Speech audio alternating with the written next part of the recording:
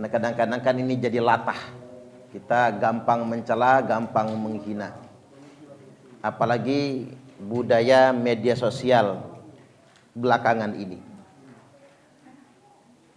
Rasulullah sallallahu alaihi wasallam telah bersabda, hadis ini diriwayatkan dari Abdullah bin Mas'ud radhiyallahu an. Dia berkata, telah bersabda Rasulullah sallallahu alaihi wasallam, sibabul muslimi fusukun wa qitaluhu kufrun. Sibabul muslimi fusuk, mencela, menghina, termasuk menghardik saudara muslim itu adalah kefasikan, bagian dari kemunafikan. Wa qitaluhu kufrun, sedangkan membunuhnya adalah kekafiran. Di bagian pertama Nabi menegaskan bahwasanya mencela manusia, mencela sesama muslim adalah sebuah kefasikan. Jadi jangan latah mencela. Termasuk juga hardikan-hardikan yang latah keluar, misalnya kita menghardik orang dengan panggilan wahai kafir misalnya. Itu nggak boleh. Karena ketika kita melontarkan wahai kafir kepada seseorang, maka kekafiran itu akan kembali kepada diri kita sendiri. Termasuk yang lainnya. Makanya dalam kitab Al-Adhkar disebutkan, wa minal alfazil mujibati lita'ziri qauluhu li ghairihi. Di antara lafaz-lafaz, ucapan-ucapan yang menjadi laqab atau gelar-gelar yang digunakan untuk menghardik atau mencela orang lain, yang wajib dijatuhkan ta'zir, artinya dijatuhkan vonis pidana kepada pelakunya adalah qauluhu li ghairihi, ucapannya secara langsung kepada selain dia, orang lain maksudnya. Li ghairihi di sini menunjukkan bukan hanya orang muslim, juga kepada non muslim. Ucapan hardikan kepada orang lain, baik itu muslim ataupun non muslim, di antaranya ya fasik, wahai fasik, wahai munafik. Kadang-kadang kita ini karena nggak setuju dengan pendapat orang, alah lu munafik. Jadi kita latah, mungkin emosi, kesel gitu pak, alah munafik. Karena nggak setuju sama ustadznya, itu ustadz munafik misalnya. Seringkali karena gara-gara nggak sepaham, dengan gampangnya kita mengabaikan orang dengan menuduhnya munafik atau fasik. Itu nggak boleh. Ya kafir, wahai kafir, nggak boleh juga. Ya fajir, wahai pendosa, nggak boleh juga. Wahai orang yang celaka, nggak boleh. Nah termasuk juga panggilan-panggilan binatang. Ya kalb, wahai anjing, nggak boleh.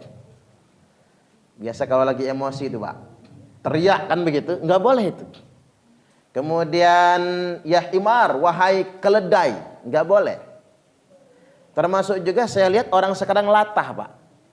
Sejak tahun 2018 ke sini itu latah, kampret, kecebong, kadal gurun. Kadrun itu kan kadal gurun kan?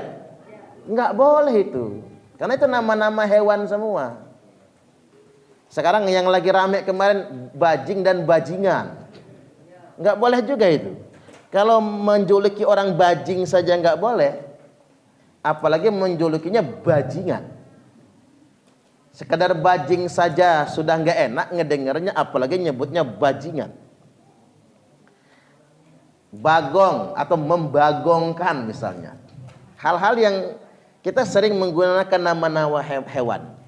Nah ini kalau menurut hukum Islam, Ucapan-ucapan itu layak dijatuhkan ta'zir, layak untuk dipidana. Walaupun ucapan itu dilontarkan kepada orang non-muslim. Ambil contoh, ya kafir, wahai kafir, nggak boleh. Jangan sekali-kali Bapak Ibu datang ke rumah sakit Immanuel ketemu dokter. Wahai dokter kafir, obatilah saya. Kata dokter, gua suntik mati lo nanti ya. Itu menyakiti itu Pak, menyakiti hati orang, nggak boleh. Itulah mengapanya kalimatnya li ghairihi, kepada siapapun orang lain, baik muslim ataupun non muslim, kita nggak boleh mengucapkan itu semua. Jangan latah hati-hati lisan kita, karena setiap perkataan bisa kembali untuk diri kita sendiri. Ucapan itu akan kembali untuk dirinya sendiri. Hanya kalau ngomongin orang, kiri, nah kiri dia dewek nantinya. Kucing, kucing balik kepada dirinya sendiri. Harus hati-hati. Baik, kemudian kalimat yang kedua, waqitaluhu kufrun, dan membunuhnya adalah kekafiran. Itulah mengapa menjaga jiwa manusia itu menjadi wajib. Makanya Allah Subhanahu wa taala berfirman, man qatalan nafsan bi ghairi nafsin au fasadin fil ard faka'annama qatalan nasa jami'a. Barang siapa yang membunuh satu jiwa bi ghairi nafsin, padahal bukan karena orang itu membunuh atau menghilangkan jiwa orang lain, au fasadin fil ard, bukan pula karena dia telah berbuat fasad di muka bumi ini, faka'annama qatalan nasa jami'a, maka seakan-akan dia telah membunuh manusia seluruhnya. Jadi menghilangkan satu nyawa manusia itu hukumnya sama seperti membunuh semua umat manusia. Kemudian yang berikutnya, waman ahyaha, barang siapa yang menjaga jiwa manusia, memelihara kehidupan, faka'annama ahyan nasa jami'a, seolah-olah dia telah menghidupkan semua umat manusia. Nah, yang kita garis bawahi begini Pak, man qatala nafsan bi ghairi nafsin au fasadin fil ard. Ini kan ada catatan berarti. Barang siapa yang menghilangkan jiwa bukan karena jiwa. Maksudnya apa? Orang itu boleh dihilangkan nyawanya kalau karena sebab dia habis membunuh orang lain. Apalagi zaman dahulu itu nggak ada negara. Zaman Arab itu nggak ada negara. Arab jahiliyah itu Pak, nggak ada negara, adanya qabilah, suku. Masing-masing kabilah punya aturan masing-masing. Nah, kalau anggota suku A dibunuh oleh anggota suku B, maka yang membunuh itu harus dibunuh juga, kisos namanya. Harus dibunuh juga. Kalau tidak akan terjadi perang antar suku. Maka diserahkan yang membunuh ini tadi untuk dikisos, dihukum mati juga, atau mereka berdamai. Itulah sebabnya muncul hukum kisos. Jadi hukum kisos itu hukum sebelum Al-Quran diturunkan malahan. Kebudayaan masyarakat Arab jahiliyah. Karena kalau tidak nyawa balas dengan nyawa, maka akan terjadi perang suku. Jadi nyawa yang hilang lebih banyak lagi.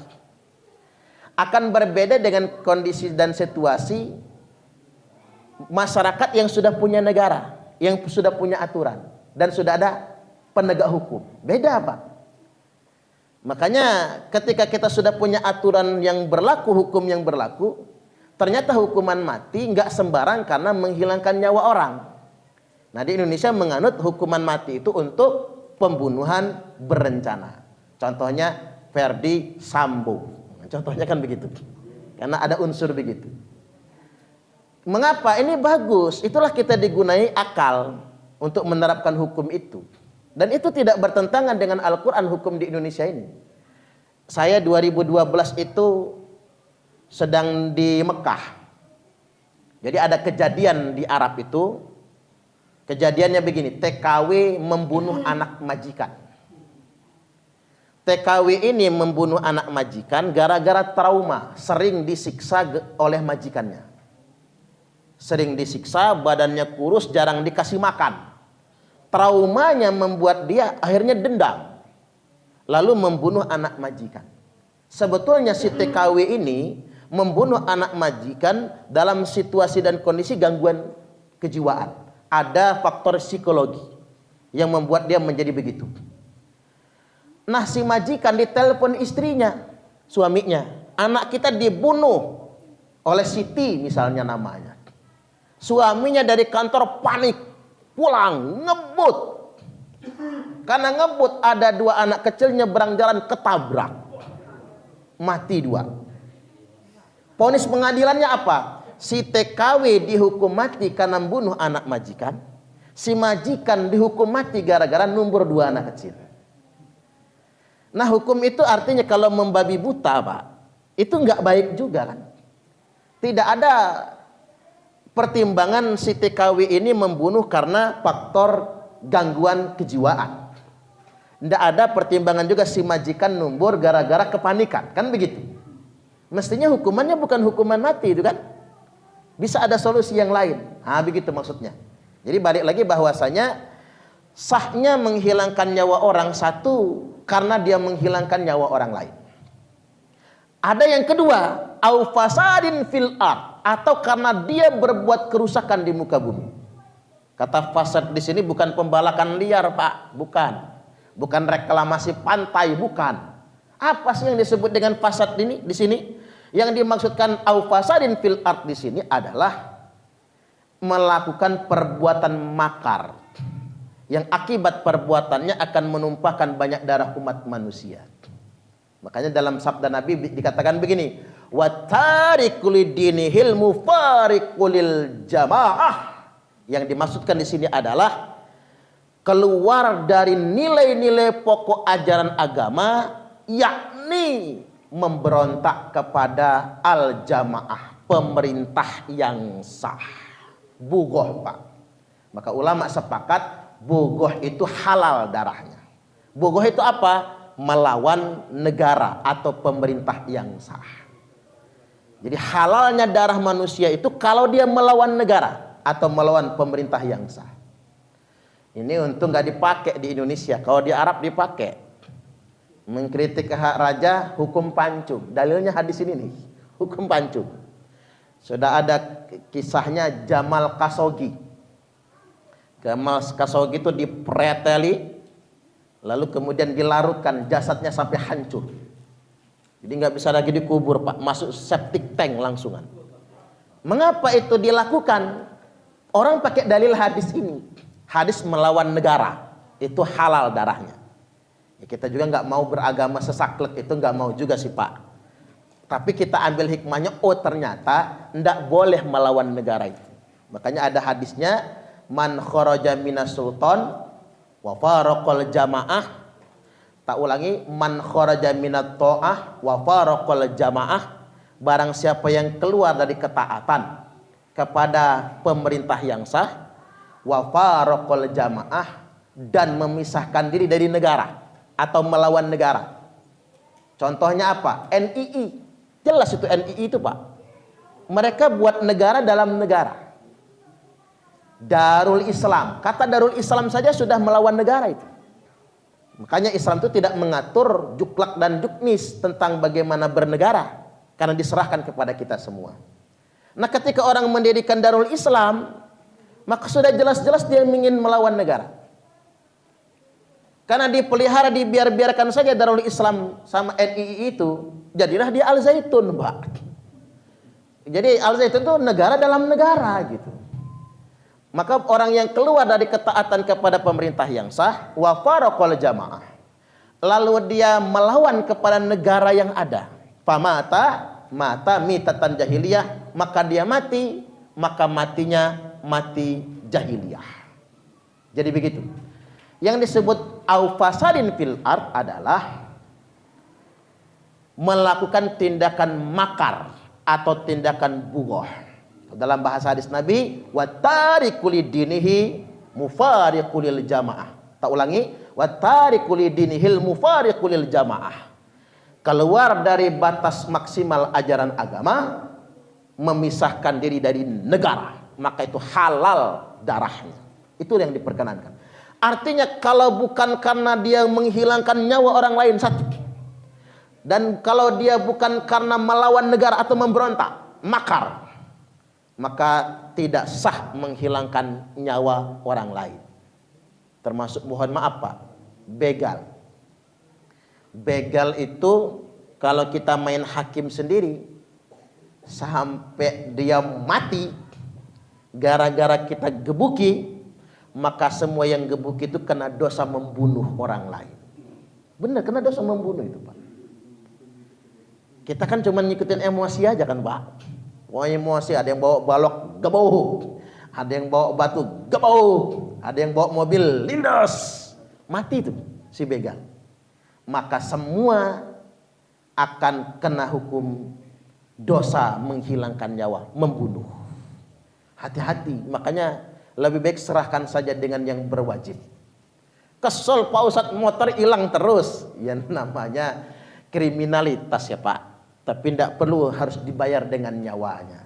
Kecuali begini, si begal itu ditangkap, kan begitu ditangkap, melawan aparat penegak hukum, melawan nih. Terpaksa polisi nembak, mati, nggak apa-apa. Atau begalnya kelahi sama kita, dia mau ngerampok harta kita, kita kelahi. Matilah begalnya tadi karena berkelahi sama kita, nggak dosa kita. Kalau kita yang mati, kita mati syahid. Karena mengapa kita mati dalam keadaan membela harta kita, mati syahid. Kan man qutila duna malihi fahuwa syahid. Orang yang terbunuh karena membela hartanya mati syahid. Man qutila duna nafsihi fahuwa syahid. Orang yang mati karena membela kehormatan dirinya mati syahid. Yang dikatakan membunuh itu begalnya sudah minta ampun. Ampun ya Allah, ampun ya Allah. Udah jangan gebukin lagi saya. Masih kita gebukin, kita patiin. Nah berarti kita kena dosa membunuh. Jadi tidak ada perlawanan lagi dari begal yang bersangkutan.